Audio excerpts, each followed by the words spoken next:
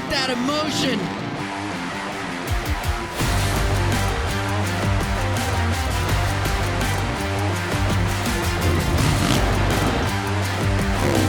Around the outside. It's time to bring the action.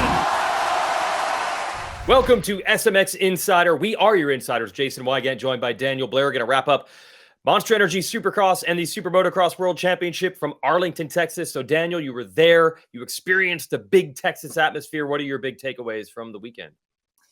First one is a star, which is ironic. A star is born in the 250 class for me. Nate Thrasher, we know him as the guy with the weirdest resume of all time, these crazy wins and then these lackluster finishes. He's starting to become an every week guy. And my big takeaway is you have the agonizing defeat in Tampa to be able to bounce back with the injury that he's facing that we all know now and be able to win that Triple Crown with all that chaos and that track breaking down. Huge night for him, and I think he has arrived on the scene. I think he's on the map, and I think everybody knows it now. Oh, so that's your 250 winner, Nate Thrasher. Yeah, he gets second in Tampa with a torn ACL. That's actually good, but he got passed in the last corner, so it looked bad at the time. Let's go to 450s. I don't think anything really changed here, did it? No, that's the beauty of the 450 class is the only thing that changed is what looked like maybe a momentum swing for Eli Tomac, a chance to win the Triple Crown, then go to Daytona with momentum, win again, and stretch this thing. Did not happen because he made mistakes, which brings up an idea or a thought in this 450 class, which is there any true favorite of the three? Is one of these guys better than the rest?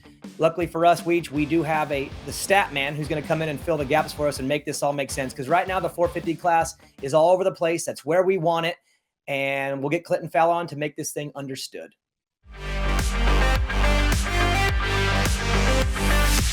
Yeah, so let's welcome in our stat man, Clinton Fowler, an early in the show edition of Fowler's Facts. The beginning of this season, you mentioned the 5 keys to a title. We're going to specifically dissect not making mistakes and how important that is. What is the data showing you with this championship, Clinton? The mistakes are arguably the biggest factor in the closest title race through 7 rounds. Ever? We've got ever. Wow. Okay. Yeah. 5 points separating those 3 guys is the closest we've ever been through 7 rounds. It's a pretty amazing battle we've got going on between Tomac, Webb, and Sexton. You just look at the average finishes and you see it right there. Tomac and Sexton with a 2.6 and Webb with a 2.4. These guys are on the podium consistently every weekend.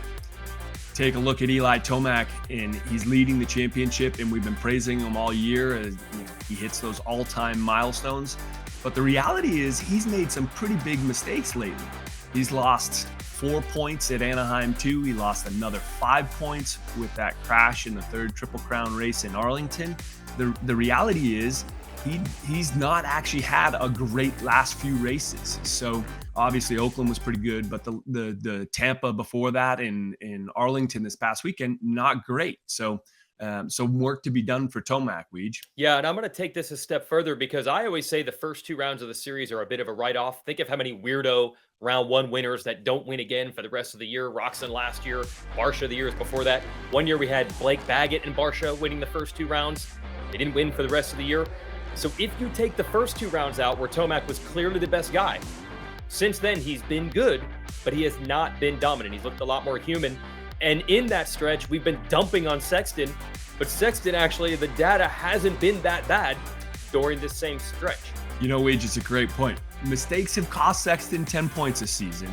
And there's been 2 where he should have won and he made those mistakes. So of course we see that and we talk about it a lot, right? We're being prototypical media. But the reality, Daniel, I mean, it's pretty amazing. He's got 6 podiums, the most of anybody. So more consistently up there than anybody. And if you drop those first 2 rounds, like Weege said, he's got a 4-point lead over Webb and he's got an 8-point lead over Tomac. Yeah, the data obviously shows that this thing is not as defined as we would think, right? Chase is not the guy with all the problems, and Eli's not the guy with all the glory here. There's obviously a mix-up there, but for me, it goes back to the eye test. Eli has been a little shaky on certain nights. Cooper Webb's obviously been kind of quiet on some nights, but the speed from Sexton is there every single week. So for me, it still comes down to once he cleans up his issue, I still think they're in the most trouble because his issue, I think, is the easiest to clean up. But what does the data actually say on Webb? Because he may be the least confusing of these 3 riders, Clinton? The data is pretty amazing on Webb. He hasn't made any mistakes. And I dove in and looked.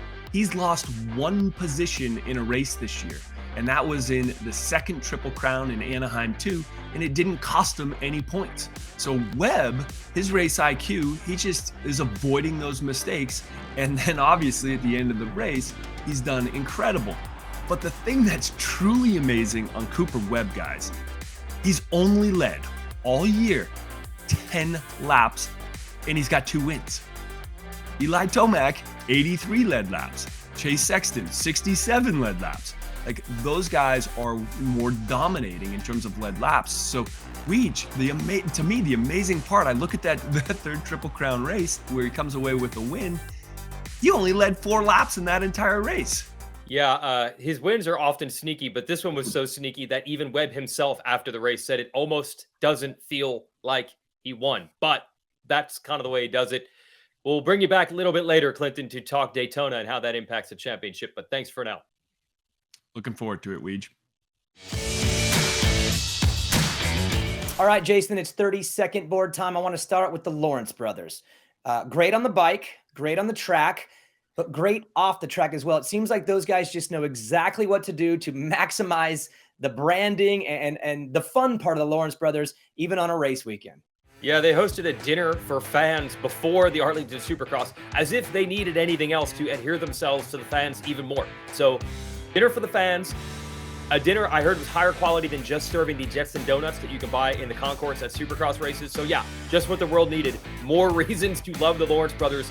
And even though Hunter did take his first loss of the year, they are the points leaders still in both 250 divisions. So that's all working for them.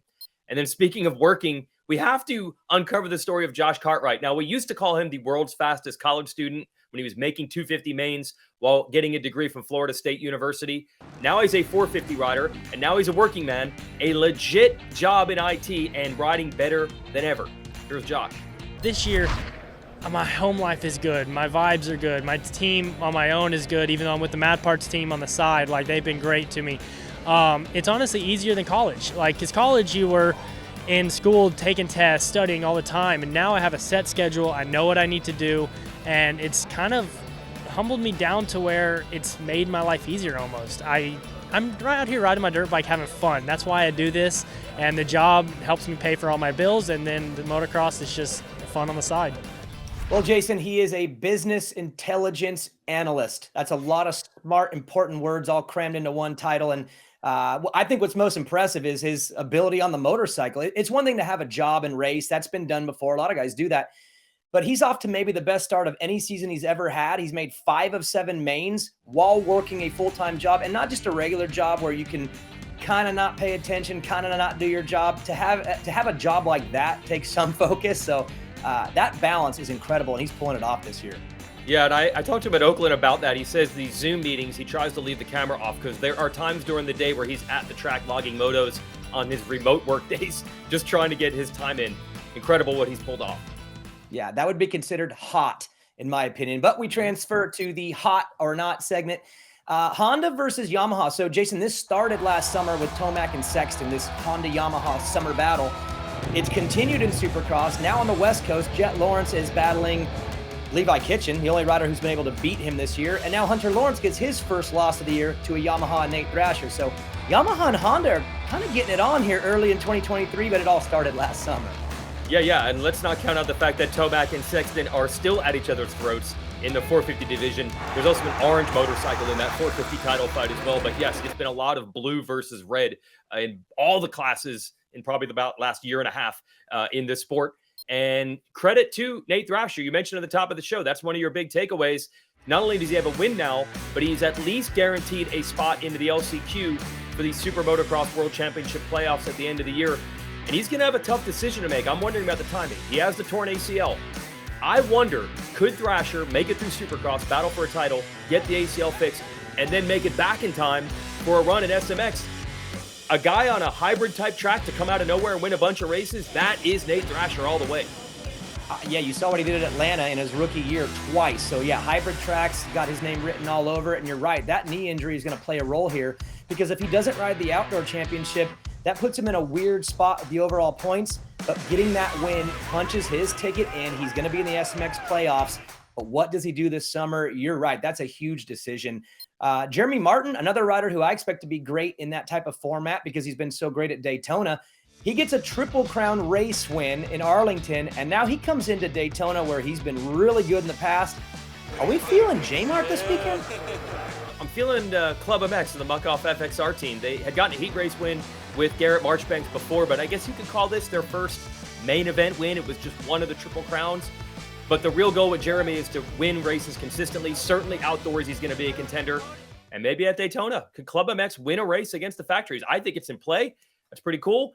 We have to give a shout out to Cooper Webb, by the way, for winning, the Triple Crown. It was a win that I did not see coming. At one point, he was in 5th place in the final Triple Crown event after finishing 5th in the first one. And then literally they all fell down. But isn't that the way Cooper Webb does it? That's exactly how he does it. If you look at his championship seasons, he's so crafty. He's so smart. He knows when to pounce. He knows when to not pounce. He really plays the game the right way.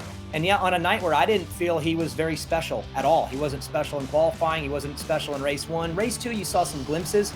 But then when it mattered most, the math mattered, he was at his best. And he got it done and gets the win. That's the way he always does it. And that should be terrifying for everybody because as long as he's in this thing, they're in big trouble late in the championship because that's when he's at his best. I think one of the coolest moments of this weekend, Jason, was when we announced on Race Day Live that Eli Tomac was going to race the Pro Motocross Championship and the SuperMotocross World Championship playoffs. We announced it on RDL, on the big screen, in the stadium with all the 450 guys on the gate watching. What a terrible way to find out if you're the competition. But yeah, Eli, he made the statement. He's not done. Well, after Salt Lake City, I'm not done racing. I officially signed up for motocross and the SMX round. So I'm racing all the way until the SMX rounds through September. At the beginning of the season, I said Supercross was the only thing I was contracted for, which was the case. But thankfully, Monster Energy Yamaha Star Racing allowed me to have that option to make my decision in the Supercross series to keep going. And we're going to go for it. So definitely not done yet. Yeah, I think the SMX playoffs, we kind of saw that coming. I talked to his team a week earlier at Oakland, and it was headed that direction. Eli then said he was 50-50. I did not see the Pro Motocross Championship coming. There is nothing more grueling than 22 motos throughout the summer, and he went to the brink with Chase Sexton. Let's get those two again. Jet Lawrence on a 450, Dylan Ferrandis hopefully back and healthy. Cooper Webb's going to race outdoors. This is going to be nuts, but they all know who they got a gun for. That's the guy with the number 1. Now let's move into the not category. And for Sexton, okay, he did fall in the first race. That hurt him, but he still ended up in the lead. And then the lappers, Grant Harlan, not good. Yeah, that was a bummer for him, but that's part of racing. You know, I think back to Cooper Webb losing the Daytona Supercross because of a lap traffic issue or a lapper issue. I think back to Ken Roxon losing a race to Cooper Webb because of a lapper issue. And it happens again, and it's part of racing. I know a lot of people want to freak out and say we got to do something about it. I disagree. This is racing. It's part of the game, and sometimes it's unfortunate for the guy out front. But you have to master the art of that, and Cooper Webb has been on the better end of that more than he's been on the bad end. So very tough for Chase Sexton. I feel for him, but hey, the moving objects late in the race called lappers is part of this thing, and this was just a tough one for him, and unfortunately, he gets bit by him this week. Yeah, and most of the onus here is going on Grant Harlan, but Kyle Chisholm had crashed at the end of the whoops. That made everybody funnel into the same line. That made the situation even worse. And that's kind of the same story with the injury bug. We were so lucky in the offseason. We pretty much got every top rider over to Anaheim 1 healthy. Now it's starting to add up. Adam Cianciarulo, this is concerning. Case is a jump on press day. Hurts his wrist, couldn't go. Don't know his status going forward. And everyone always thinks if Cianciarulo's out, oh, Joey Savacci is going to inherit the Monster Energy Kawasaki bike from him. But then Savacci goes down with a wrist injury over the weekend. But now it sounds like, according to Joey, it's not as bad as thought. He should be in Daytona, which is good for him racing. And we'll also have a really cool feature on Joey on our Race Day live show on Saturday. Watch for that. Now, not injured, but just looking bad is Colt Nichols. And that's by his own admission. After the race, he told everyone that asked that it was one of the worst rides he's had in a long, long time. Not good for the 45. Yeah, tough trend right now for Colt Nichols. You got to remember back in Anaheim, he finished 6th in his very first 450 Supercross. Obviously a wild night. It wasn't his best night, but he managed it so perfectly and got through it with a good result. And it seems like it's gone downhill since then. This would be his worst finish of the year, at least the way it looked at Arlington. And, that's part of being a rookie, though. You're going to have peaks and valleys, and I think he's in a valley right now, but he's got good people around him. I know he's a motivated guy, so I wouldn't be surprised if he comes out of this and puts together a good couple weeks of racing. But he needs to start that right now in Daytona because the trend has been going in the wrong direction since the opener. And I believe in Colt. I think there's more there, but he needs to turn this thing around right now. All 31 Supermotocross World Championship events can be streamed domestically. That's here in the U.S. on Peacock. So to subscribe, go to peacocktv.com/sports/supermotocross. And for the fans of Supermotocross, they'll have a chance to watch it all year long on Peacock, NBC, and USA Network. And for the international fans, you can join in the fun by getting the Supermotocross Video Pass. Go to supermotocross.tv to purchase access to every moment of the 2023 Supercross season, the Pro Motocross season, and of course Supermotocross live events in one place. Plus, get over 800 plus hours of archived races. Okay, interesting as we get Monster Energy Supercross swinging over to Daytona this weekend. We always talk about that being a unique track, a somewhat outdoorsy Supercross track. It's more important than ever now because we're going to have hybrid races at the end of the year with the Supermotocross World Championship playoffs. So maybe a little bit of a preview this weekend. What do you think, Daniel? Yeah, I mean, Daytona's always been Daytona, and Atlanta's always been Atlanta, but now Daytona and Atlanta are kind of your preview races for the playoffs. But for me, the biggest variable when it comes to those types of tracks is the soil, because Daytona and Atlanta are not similar other than the feel and the length and the views from the sideline. But in reality, those tracks aren't the same because of the dirt. So until we get to Charlotte and Chicago and LA and know exactly what the soil is going to be like, we really don't know what the playoff tracks will feel like other than just the imagery of this big landscape. So yes, similar feel, but not exactly what we're going to see when we get to the playoffs. All right, it's time for our big interview. We had this interview at our very first episode of the show back in December at Anaheim, and now it's time for Daytona. So let's bring the greatest of all time, Ricky Carmichael, back. Okay, Daniel and I have tried to slice this any way we can. We cannot come up with a clear favorite with this Sexton, Tomac, and Webb battle. Can you?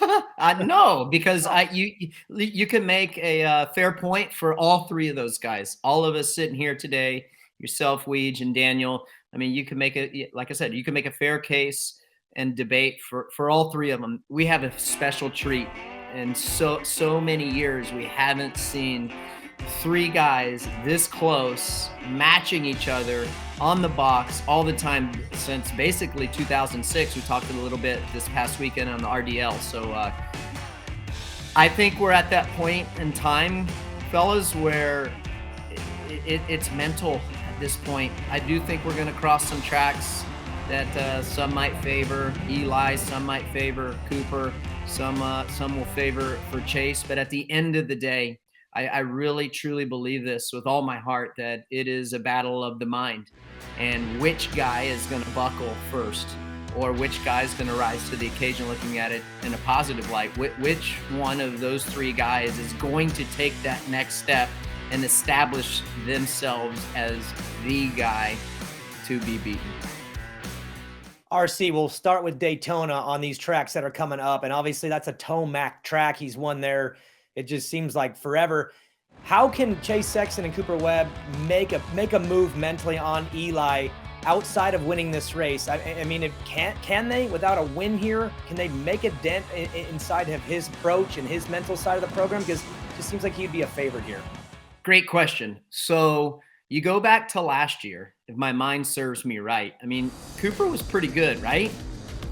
So I think for all intents and purposes, all of us on SMX Insider here today can say that he is better this year than he was last year.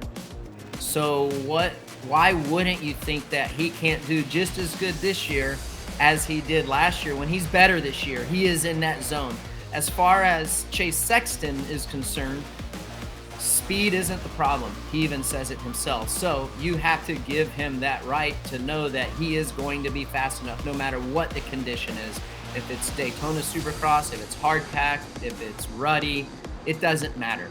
he is going to be fast. He has a speed advantage on Eli and on Cooper. These guys have each guy right on the brink, and all it literally takes is just one lap, one little mishap for the one guy to win or the one guy not to win. With Daytona's track being unique, Ricky, my question is, what do the last 5 minutes look like there? Since we always talk about how you got to be strong late, what does that track look like in the last 5? Well, that's a great question, Daniel. So what that track looks like, those last 5 laps, I mean, it gets so gnarly. The ruts get rougher, accelerating bumps coming out. You'll see those guys starting to hop out of ruts early, maybe using outside lines to where they can keep their momentum up. And really, the last 5 laps is where the bread and butter is made and where the cream rises to the top because of the difficulty and just how physically tough and demanding that Daytona Supercross track is. 5 laps isn't just a chip shot at Daytona. Hey, RC, I always say you're the busiest man at Daytona. You help, of course, with the Peacock broadcast. You design the track. It's a home race for you. I'm sure you got a lot of people you want to visit. And then this year, you're adding something else, something I know that's very special to you personally. Yeah, so really excited. I've only really shared this with a few people. I mean, you guys know about it because you see me on the weekends, and it's something I've been working on, you know, when I'm not busy doing my stuff and my obligations for Peacock and all that fun stuff. But I was able to get my high school education and finish it through On Track. What an incredible accomplishment that was for me. And the biggest thing that I can tell you guys, it's one of the major things in life that I had started but never completed. You know, you think about my motocross, supercross history and starting at a young age, and I finished it. I was successful. I had a great career, and this has just been looming. And I was so close. I stopped going to school 9 weeks into my junior year. Yes, I had an excuse. I was about to turn pro in 1997. So the last time that I went to school was in October of 96 when I got called out to California to go test for the 1997 season, my rookie season. Is it an excuse? Of course it is, but it was something. I wouldn't say that I was ashamed of not being able to graduate, but when people would ask me hey, when did you graduate? I'd be like, you know, I kind of like sink down in my chair and I'd just be like, well, I was supposed to graduate in 1999. So this has really been bothering me for 20 plus years. So for a program like On Track, they do an incredible job. What they offer, it was something that was very special, and how it came about. Myself and my great friend Jeff Emig and my now wife Tia sitting around having some beverages and talking about things like that we would want to accomplish. And education is huge for my wife. Hey, Ricky is working so hard. You'd be so proud of him. So we were talking. I think Jeff was here for an RCU that we were doing before Daytona Supercross. One thing led to another. Fro's like, man, I'm going to do it. And he got some encouragement from my wife. And then I got encouraged to do it. It took me a little bit longer to do it. On Track reached out to the Leon High School. That's where I went here in Tallahassee. They got my transcripts and saw what I needed to do. All the credits that I needed to accomplish and the time and the hours that I need to finish to get my high school diploma. And that's what I was able to do. Fro was able to do that too. So, certainly exciting times, and I couldn't have done it without the support. Number one of my kids, they were a motivating factor of that, and then the encouragement from my wife and everyone and the teachers at On Track. If I ever needed them, they were there. Just ready to help whenever I needed them. So exciting times. Can't wait, RC. It's going to be good. Thanks for hanging out with us. Yep. Yeah. It's going to be a lot of fun, and I can't wait to get to Daytona. It's going to be a good one.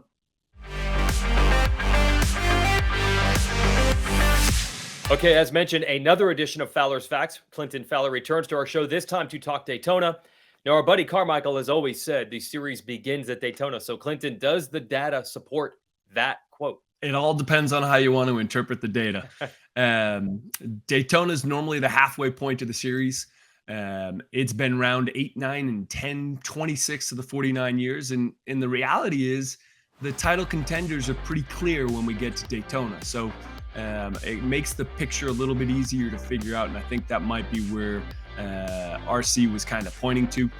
I think what's most interesting is since 1977, when the series was 10 rounds or longer, 78% of the racers leading the series go on to win it.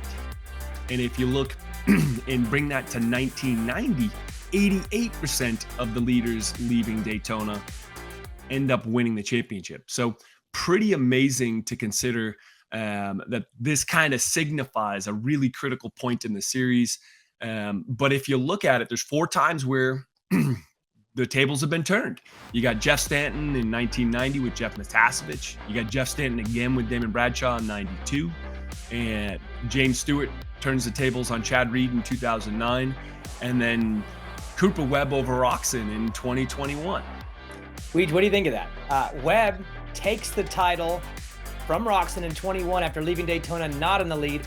But in 19, he actually left there with the lead and went on to win the title. So Cooper Webb actually knows both ways to do it. He's just trying to make Clinton's job that much harder.